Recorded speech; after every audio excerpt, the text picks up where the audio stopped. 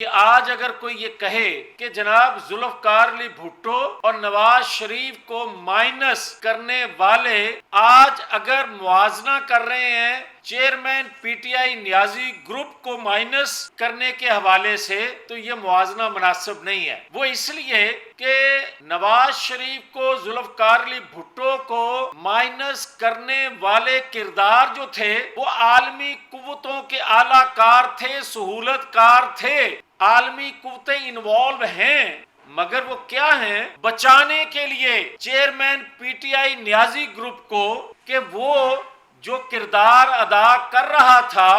वो किरदार वो चाहती थी आलमी कुव्वतें, क्योंकि सीपैक वो